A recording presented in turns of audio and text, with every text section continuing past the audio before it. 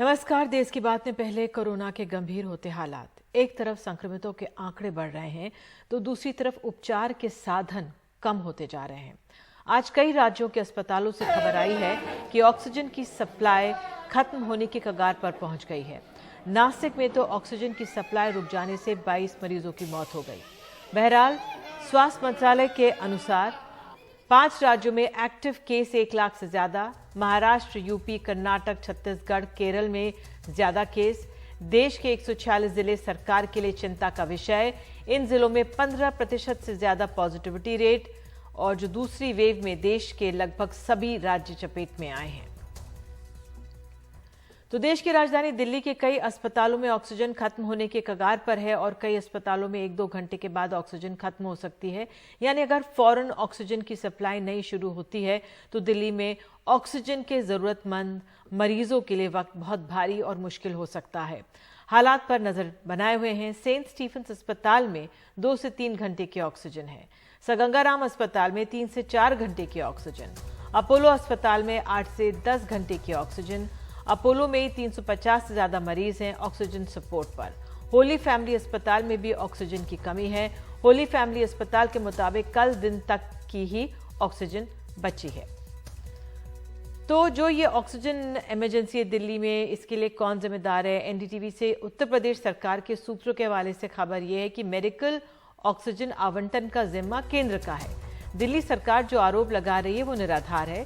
UP सरकार का INOX plant से सप्लाई पर कोई अधिकार नहीं है। यूपी के भी कई अस्पतालों में ऑक्सीजन सप्लाई की दिक्कत है। हमारे सहयोगी सौरभ शुक्ला हमारे साथ मोदी नगर से मौजूद हैं। और सौरभ, आप लगातार फॉलो कर रहे हैं, आप ये बताइए इस समय क्या डिटेल्स अपडेट आपके पास ऑक्सीजन की कमी को लेकर? देखिए, बिल्कुल निधि, दिल्ली के बहुत सारे बड़े अस्पताल हैं जहां पर ऑक्सीजन खत्म होने की कगार पर हैं। हम सब जानते हैं दिल्ली के 3 अस्पताल हैं जहां पर सब चाहते हैं कि उनके मरीजों का दाखिला हो जाए। वो पहला है गंगाराम हॉस्पिटल जहां पर सिर्फ अब 5 घंटे का ऑक्सीजन बचा है। उसके बाद है अपोलो हॉस्पिटल जहां पर उन्होंने प्रेस रिलीज देकर कहा है कि उनके पास 8 से 10 घंटे का ऑक्सीजन बचा है। और अब मैक्स ने भी जो अपना स्टेटमेंट जारी किया है। मैक्स शालीमार बाग में है जो निधि, वहाँ पर सिर्फ 2 घंटे का ऑक्सीजन बचा है। और मैक्स पटपटगंज में बताएं तो सिर्फ 3 से 4 घंटे का ऑक्सीजन बचा है। यानी ये क्राइसिस काफ़ी बढ़ती हुई नजर आ रही है। इसके अलावा आपको बता दें कि मणिपाल हॉस्पिटल जो कि दिल्ली का हॉस्पिटल है जहां पर 100 से ज़्यादा कोरोना के मरीज इस समय एडमिट हैं, उन्होंने भी मदद की गुहार लगाई है। उनके पब्लिक रिलेशन ऑफिसर का भी मैसेज आया है मेरे पास निधि। वो बोल रहे हैं कि उनको सप्लाई फरीदाबाद से होती थी लेकिन वहाँ पर सप्लायर ने मना कर दिया है। वो कह रहे हैं कि तमाम जितने ऑक्सीजन प्लांट हैं हरियाणा के, वहाँ पर हरियाणा सरकार ने अपने अधिकारी बैठा दिए हैं और उनके आज्ञा पर ही सप्लाई की जा रही है। और कहा गया है कि दिल्ली के किसी भी अस्पताल को अभी सप्लाई ना की जाए। तो फिलहाल अब सप्लाई की दिक्कत को लेकर के बहुत बड़ी समस्या खड़ी हो गई। और हम जैसे कि निधि सुबह से यहाँ पर मौजूद हैं, ये आइनॉक्स एयर प्रोडक्ट्स, यहाँ से ही उत्तर प्रदेश और दिल्ली के सबसे ज़्यादा अस्पतालों को ऑक्सीजन सप्लाई होती है। लेकिन अब समस्या यहाँ तक हो गई कि ये दिल्ली की बात बता रहे थे लेकिन निधि यूपी के भी तमाम हॉस्पिटल्स में अब ऑक्सीजन की प्रॉब्लम होने लग गई है। नोएडा में एक हॉस्पिटल है शारदा हॉस्पिटल, वहाँ पर लगभग 150 मरीज है कोरोना के जो कि ऑक्सीजन सपोर्ट पे हैं। वहाँ पर भी ऑक्सीजन 2 घंटे का सिर्फ बचा हुआ है। इसके अलावा दूसरे कई और हॉस्पिटल हैं नोएडा में जहाँ पर ऑक्सीजन खत्म होने की कगार पर है। मेरठ में कई हॉस्पिटल हैं जहाँ पर ऑक्सीजन खत्म होने वाला है। लखनऊ में तो एक अस्पताल ने अपने दरवाजे के बाहर ये नोटिस लगा दिया है कि हमारे पास ऑक्सीजन खत्म होने वाला है, आप अपने मरीज को ले जाकर दूसरे अस्पताल में एडमिट करा दें। तो ये क्राइसिस सिर्फ दिल्ली में नहीं है, जो टियर 2 सिटीज़ हैं उत्तर प्रदेश के, राजस्थान के, वहाँ पर भी अब स्थिति खराब होती जा रही है, विकराल होती जा रही है। और जाहिर सी बात है, देखिए निधि, आज जो हमारी बात हो रही थी यहाँ पर अंदर इस ऑक्सीजन प्लांट को जो चलाते हैं उन लोगों से उनका कहना है कि आज से 15 से 20 दिन पहले सिर्फ 20% ऑक्सीजन जो यहाँ पर पूरा प्रोडक्शन होता है उसका सिर्फ 20% ही अस्पतालों में जा रहा था। लेकिन अचानक से 15 दिन में इतना ज़्यादा जंप हुआ सप्लाई में, डिमांड में, कि अब पूरा का पूरा जितना 24 घंटे ये प्लांट चलाया जा सकता है वो चलाया जा रहा है। 150 टन ऑक्सीजन का उत्पादन होता है, मेडिकल ऑक्सीजन का, वो सबका सब अस्पतालों में जा रहा है। लेकिन कल जिस तरीके से रात में पूरा घटनाक्रम हुआ निधि, जीटीबी अस्पताल ने कहा कि 5 घंटे का ऑक्सीजन है। सत्येंद्र जैन ने ट्वीट किया, पीयूष गोयल से बात की, उसके बाद लगातार यहाँ से ऑक्सीजन की सप्लाई दिल्ली भेजी गई। तो अब यूपी सरकार कह रही है उससे यहाँ पर उत्तर प्रदेश के तमाम शहरों में अस्पतालों में ऑक्सीजन की प्रॉब्लम हो गई है। मेरठ के एक अस्पताल से कल रात में मरीजों को डिस्चार्ज करवा के दूसरे अस्पताल में सौरभ, मैं आपको रोके पूछना चाह रही हूँ कि जो ये प्लांट बनाता है ऑक्सीजन, तो एनडीटीवी को जो सूत्रों के हवाले से क्या ये जो जानकारी है, क्योंकि अब हर राज्य अपने अस्पताल के लिए चाहेगा, तो उस लिहाज से क्या ये केंद्र ही डिसाइड करेगा कि कौन से राज्यों में जाएगी? उस लिहाज से क्या स्थिति है, जरा वो बता दीजिए संक्षेप में। जी बिल्कुल निधि, इस समय जितने भी ऑक्सीजन प्रोडक्शन प्लांट्स हैं इंक्लूडिंग आइनॉक्स, इन सब का जो नियंत्रण है अब केंद्र सरकार के हाथ में है। केंद्र सरकार की आवंटित कर रहा है कि किसको कितना और कब ऑक्सीजन जाएगा। यही वजह है कि अब सब लोग पीयूष गोयल से, जो कि इंडस्ट्री मिनिस्टर हैं, उनसे गुहार लगा रहे हैं मदद की। लेकिन फिलहाल जो एलोकेशन का प्रॉब्लम है निधि, वो बेहद चिंताजनक स्तर पर है। तमाम अस्पताल हैं, अगर वहाँ पर कुछ चंद घंटों में ऑक्सीजन नहीं पहुँची तो जो मरीज भर्ती हो पाए बड़ी मुश्किल से, हाथ जोड़ करके जिनको बेड मिला है उनको बचाना मुश्किल होगा, उनकी सांसें उखड़ सकती हैं। निधि, बिल्कुल, आप ने ये जानकारी दी, ये दृश्य दिए और ये समझाया, इसके लिए बहुत बहुत धन्यवाद है सौरभ। और आप हालात पर नज़र बनाए रखें क्योंकि ये संकट की घड़ी है, लोगों को उपचार की ज़रूरत है और अब ऑक्सीजन जो है, पहले ऑक्सीजन जो है उसकी कमी महसूस हो रही है। और इसकी एक ये भी जुड़ी हुई जानकारी आपको दे दें कि दिल्ली के जो मैक्स अस्पताल ने ऑक्सीजन सप्लाई को लेकर बड़ा आरोप लगाया। मैक्स अस्पताल का कहना है कि शालीमार बाग आने वाले ऑक्सीजन टैंकर को एम्स भेज दिया गया। इसके चलते मैक्स अस्पताल के ऑक्सीजन टैंक खाली हुए। दिल्ली के स्वास्थ्य मंत्री सत्येंद्र जैन को शिकायत भेजी। शिकायत की कॉपी केंद्र स्वास्थ्य मंत्री को भी भेजी गई। दूसरे अस्पतालों से ऑक्सीजन सिलेंडर मांगकर बचा रहे मरीज। 250 मरीजों में ज्यादातर ऑक्सीजन सपोर्ट पर हैं। खतरा बढ़ा हुआ है। मैक्स में रोजाना 25 मैट्रिक टन ऑक्सीजन की जरूरत होती है। और हमारे सहयोगी शरद शर्मा हमारे साथ मौजूद हैं। सौरभ, ये जो ऑक्सीजन का संकट है शरद, ये बिल्कुल लगातार बढ़ता जा रहा है, क्या और डिटेल्स मिल रही हैं आपको?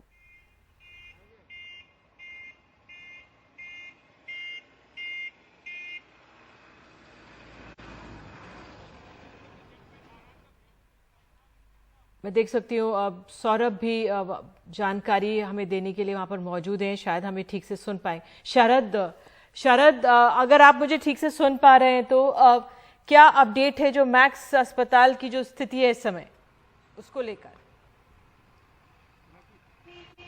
निधि, देखिए, सीधे शब्दों में कहें तो अभी 2 दिन पहले तक हम बात कर रहे थे कि ऑक्सीजन की किल्लत है, लेकिन अब ऑक्सीजन की इमरजेंसी है। एक तरह से अराजक माहौल ये हो गया है कि अगर कोई ऑक्सीजन का टैंकर मैक्स अस्पताल के लिए निकला है और अगर वो वाकई में एम्स भेज दिया गया है तो ये बिल्कुल ये कहा जाए लूटमार जिसे कहते हैं, कहना नहीं चाहिए, लेकिन ये वही हो रहा है कि कोई टैंकर या कोई प्रोडक्ट जो है, जो किसी की जान बचाने के लिए है, वो किसी एक अस्पताल जा रहा है, लेकिन रास्ते में से उसे डाइवर्ट करके दूसरी जगह भेज दिया गया। हालांकि ये पुष्टि होनी अभी बाकी है, आरोप लगाया है, इसका खैर कुछ निकलेगा नहीं हल, लेकिन ये स्थिति हो गई है। एम्स को और प्रशासन को जवाब देना चाहिए क्या वाकई ऐसा हुआ है। और आइनॉक्स कंपनी जो ये सप्लाई कर रही है, जहां से सौरभ भी अभी रिपोर्ट कर रहे थे, उसकी ये सप्लाई थी जिसको एक जगह से दूसरी जगह डाइवर्ट किया गया है। बात ये हो गई है निधि कि हरियाणा सरकार जो है वो दिल्ली सरकार पे आरोप लगा रही है कि वो जी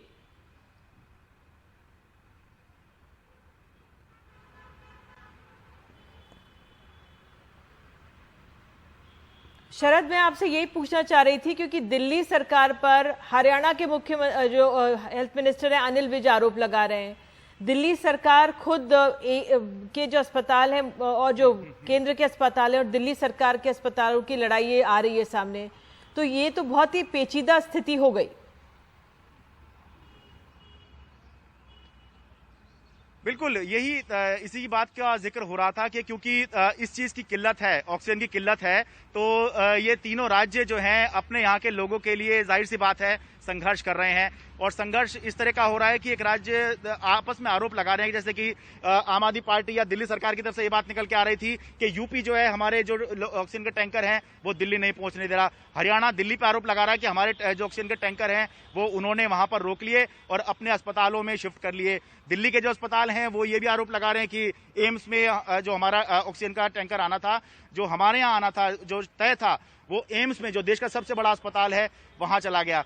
तो एक अराजकता की स्थिति बनी हुई है, इमरजेंसी की स्थिति बनी हुई है और ये तब तक बनी रहेगी जब तक कि ये जो शॉर्टेज हो गई है जब तक कि ये दूर नहीं होगी तब तक हमें ये बातें सुनने को मिलेंगी। या तो मरीजों की संख्या कम हो जाए, संख्या इस तरह से कम हो जाए कि लोग ठीक हो जाएं, जो नए मरीज आ रहे हैं वो आने कम हो जाएं, डिमांड कम हो जाए, या फिर सप्लाई जो है ज्यादा हो जाए। जब तक इन दोनों में से कोई एक चीज नहीं होगी तब तक हम इस तरह की इमरजेंसी, इस तरह की अराजकता या इस तरह की जो लूटमार के आरोप हैं, हम तीनों सरकारों से अभी खुल के बहुत ज्यादा नहीं आए हैं। दिल्ली सरकार ने खुल के नहीं कहा है, लेकिन अगर ये होगा तो खुल के ही सब एक दूसरे पर आरोप लगाएंगे कि ये हमारे लोगों की जो जिंदगी है दूसरा राज्य छीनने की कोशिश कर रहा है, क्योंकि ऑक्सीजन का सीधा मतलब इस समय जिंदगी है। जी बिल्कुल शरद, आपने ये बात बताई और वाकई में इस समय संकट यही है और केंद्र के तहत अगर ये मसला है कि ऑक्सीजन की सप्लाई या जो ऑक्सीजन का प्रोडक्शन बढ़ाना है तो उसको त्वरित इस पर कार्रवाई करनी चाहिए और इसी में ही विलंब देखा जा रहा है।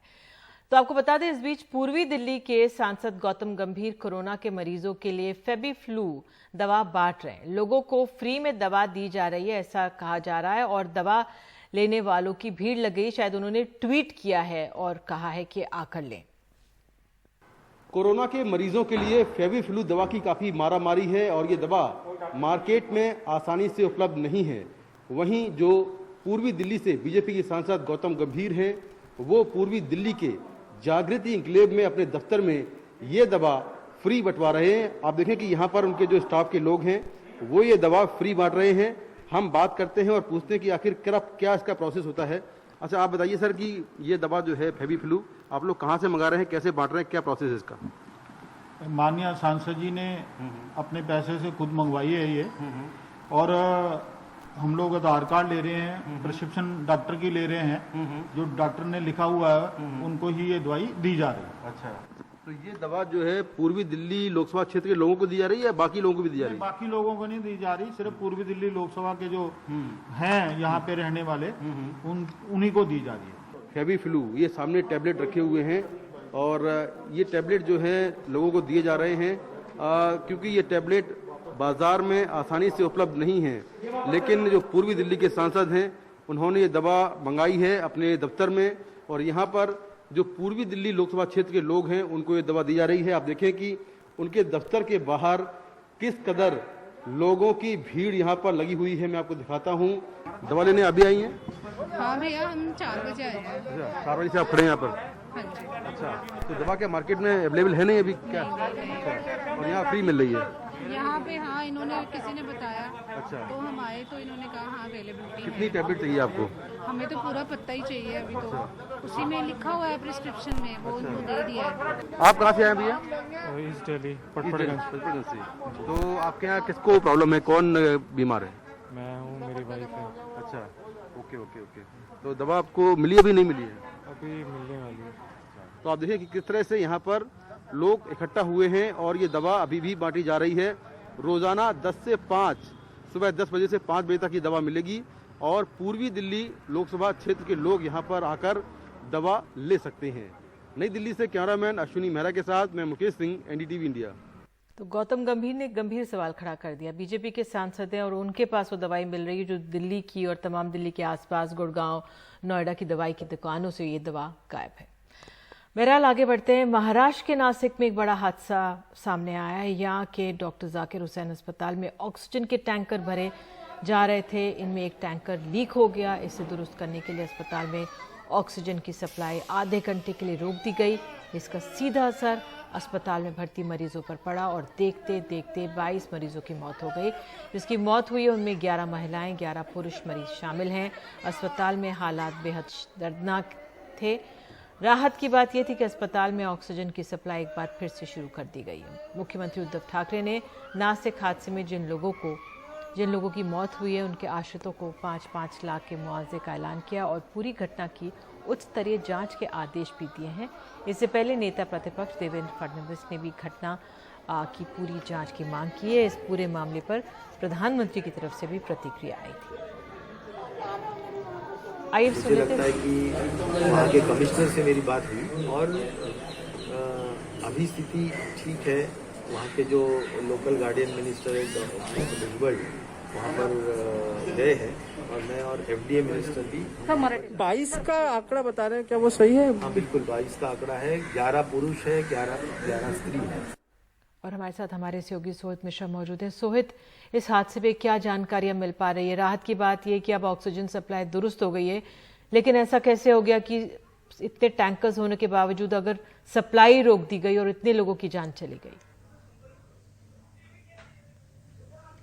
जी बिल्कुल, इसकी अब जांच के भी आदेश दे दिए गए हैं और जब एक बार जांच हो जाएगा तब पता चल पाएगा कि आखिर वजह क्या रही, क्योंकि 30 मिनट तक कहीं ना कहीं ऑक्सीजन बाधित थी, जिसका असर ये हुआ कि 22 लोगों ने अब अपनी जान गंवा दी इस पूरे हादसे में। और आपको ये भी बता दूं कि 5 लोग ऐसे थे जिन्हें शिफ्ट किया गया। अब उसमें से 4 जो हैं वो प्राइवेट अस्पताल में और एक सरकारी अस्पताल में उनका इलाज चल रहा है। हालांकि सुबह की तुलना में अभी की अगर बात करें तो हालात स्थिर हैं और वहां पर पुलिस की सुरक्षा भी बढ़ा दी गई है।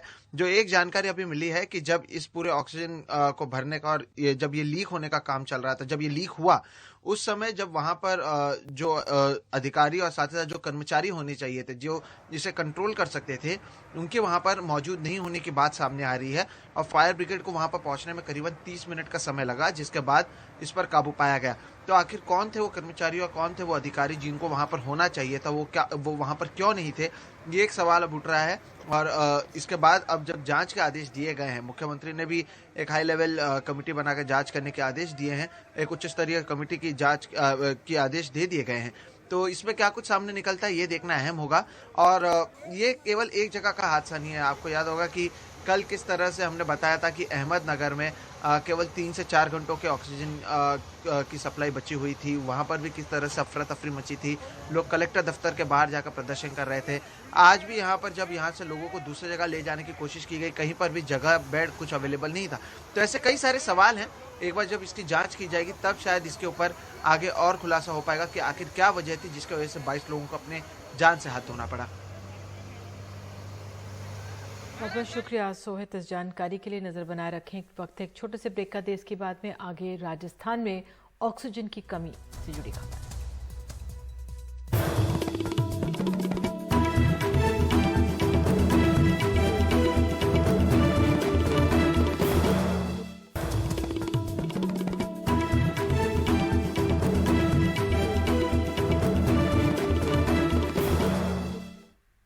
राजस्थान में भी अब कुछ अस्पतालों में ऑक्सीजन की कमी सामने आ रही है। राजस्थान के चिकित्सा मंत्री ने कहा है कि राजस्थान के भिवाड़ी के oxygen plant 120 metric ton empty oxygen generate करता है, लेकिन इसमें से राजस्थान को सिर्फ 65 मैट्रिक टन ऑक्सीजन ही मिल रहा है। केंद्र सरकार ने ऑक्सीजन प्लांट अपने नियंत्रण में ले लिया है। आसिफ और शिप्रा, राजस्थान के कोटा के न्यू मेडिकल कॉलेज अस्पताल में इन 2 कोविड मरीजों की मौत। परिजनों का आरोप है कि रात को ऑक्सीजन सप्लाई बंद हो गई, जिसके कारण इनकी मौत हुई। डॉक्टर भी बढ़िया कंडीशन बता रहे थे, रिकवरी भी हो रही थी धीरे धीरे, लेकिन रात की 3 बजे अचानक ऑक्सीजन गैस सिलेंडर खत्म हो गया, पूरा प्लांट बंद हो गया, पूरे पेशेंट जितने भी थे सब परेशान हो गए, अफरा तफरी मची पूरे बाढ़ में। और उसमें करीब मान लो 3 पेशेंट हैंड टू हैंड उनकी डेथ हुई और बाकी की बाद में बहुत हालत खराब थी। लेकिन अस्पताल प्रशासन का कहना है ऑक्सीजन की सप्लाई में प्रेशर की कमी आने के कारण ऑक्सीजन कम हुआ था।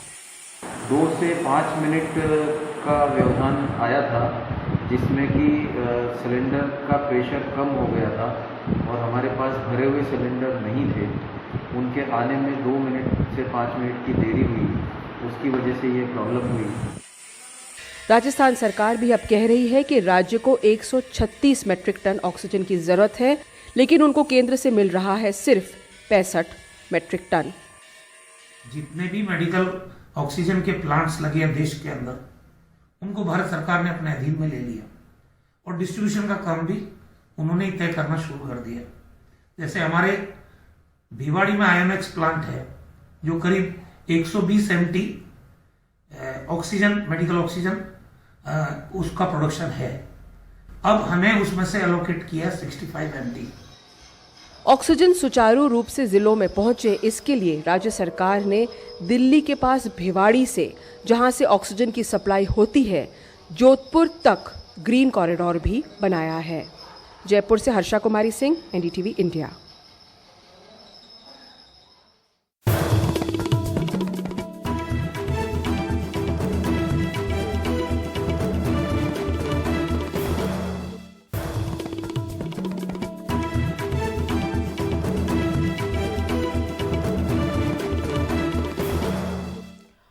और इस समय बड़ी राहत की खबर दिल्ली के लिए आ रही है। आप सूत्रों ने एनडीटीवी से कहा है कि दिल्ली में ऑक्सीजन सप्लाई का कोटा बढ़ा है। केंद्र सरकार ने बढ़ाया है ऑक्सीजन का कोटा। 375 MT मेट्रिक टन से बढ़ाकर 500 मेट्रिक टन किया गया है कोटा बढ़ाए जाने की जानकारी दिल्ली सरकार को दी है और उड़ीसा से दिल्ली आएगी अतिरिक्त ऑक्सीजन। हमारे वरिष्ठ सहयोगी श्रीनिवासन जैन हमारे साथ मौजूद हैं, वही ये जानकारी दे रहे हैं। Srinivas, I want to ask, मैं जानना चाह रही थी ये जो इतनी राहत की खबर कैसे आई, जो आई है, क्या डिटेल्स और मिल रही हैं आपको? देखिए, ये खबर साफ साफ जाहिर है कि जिस तरह से हम देख रहे हैं कि प्रेशर बनता जा रहा है कि दिल्ली के ऊपर कि इतनी ऑक्सीजन की कमी हो रही है। हर घंटे एक नया अस्पताल का खबर आ रहा है कि वहाँ ऑक्सीजन खत्म हो गया है। तो जाहिर सी बात है कि दिल्ली सरकार बार बार केंद्र से कह रही है कि उसका कोटा बढ़ा दिया जाए। तो इसके तहत लगता है कि केंद्र सरकार की तरफ से कुछ राहत मिली है दिल्ली को। और जो इस वक्त जो 378 MT या मेट्रिक टन ऑफ ऑक्सीजन जो मिल रहा है, उसको 500 मेट्रिक टन को बढ़ाने की डिसीजन ली गई है। दिल्ली सरकार का कहना यह है कि ये भी काफी नहीं है, उनको जरूरत है 600 मेट्रिक टन की, लेकिन तब भी 500 मेट्रिक टन भी उसको वो वेलकम करते हैं। लेकिन दो उनके हिसाब से चिंताजनक बात है। एक तो वो कह रहे हैं कि ये जो कोटा आ रहा है ये ओडिशा से ज्यादातर आ रहा है, वहां की कुछ इंडस्ट्रियल प्लांट से आ रहा है, तो वो कब तक दिल्ली पहुंचेगा इस पर एक प्रश्न चिन्ह है। दूसरी बात वो कह रहे हैं कि इस वक्त का भी जो कोटा जो सेंटर ने अलॉट किया है 378 MT का, वो भी पूरा नहीं हो पा रहा है। इसीलिए दिल्ली में इतनी ऑक्सीजन की किल्लत हो रही है। तो किस तरह से 500 मेट्रिक टन की कोटा, इस पर भी सवाल है। लेकिन फिलहाल ये खबर दिल्ली वासियों को और दिल्ली की सरकार को काफी राहत देने वाली है कि ऑक्सीजन का कोटा बढ़ा दिया गया है। वाकई में बहुत बहुत धन्यवाद वासु इस राहत भरी खबर के लिए कि जो दिल्ली में ऑक्सीजन सप्लाई का कोटा जो है केंद्र सरकार ने बढ़ा दिया है। उड़ीसा से ये अतिरिक्त सप्लाई आएगी। अब जिस तरह से वासु ये सवाल यही खड़ा कर रहे हैं कि कब तक आएगी, इस पर अब नजर बनी रहेगी। तो फिलहाल एक छोटा सा हम लोग ब्रेक ले रहे हैं। ब्रेक के बाद तुरंत लौटेंगे। बने रहिए देश की बात के साथ।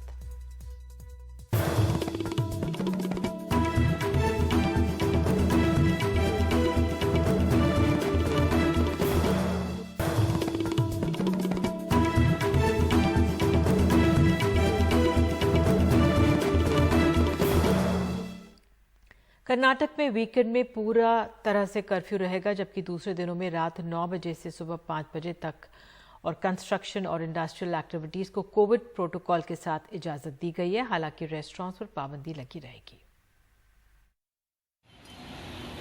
तमाम संभावनाएं कर्नाटक में लॉकडाउन की थी, लेकिन पहले मुख्यमंत्री BS येडियुरप्पा और बाद में प्रधानमंत्री नरेंद्र मोदी के निर्देश को देखते हुए लॉकडाउन तो टल गया। पर जिस राज्य में 21,000 से ऊपर नए मामले आए और जहां जिला अधिकारियों को दाह संस्कार के लिए नई जगह ढूंढने के आदेश जारी किए गए हों, वहां के हालात का अंदाजा आप खुद ही लगा सकते हैं। यहाँ हालात खराब हैं और कड़े कदम उठाने ही पड़ेंगे। जो कदम सरकार ने उठाए हैं वो 4 मई तक लागू रहेंगे। शनिवार और रविवार को पूरे राज्य में कर्फ्यू होगा, जबकि बाकी दिनों में 9 बजे रात से सुबह 5 बजे तक।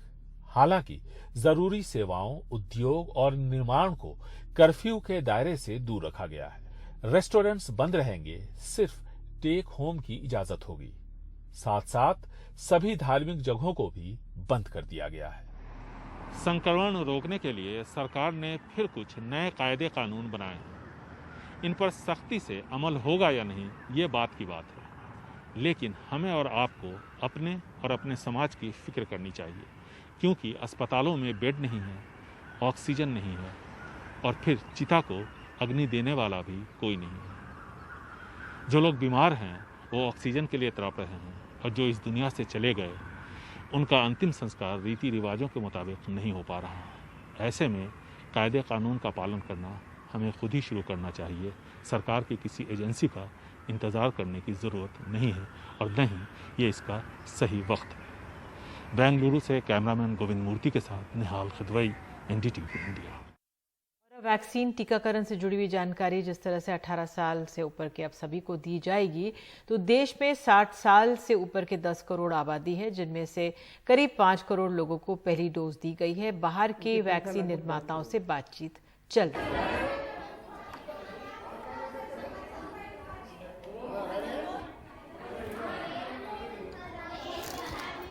और इसी जानकारी के साथ अभी के लिए इतना ही। नमस्कार।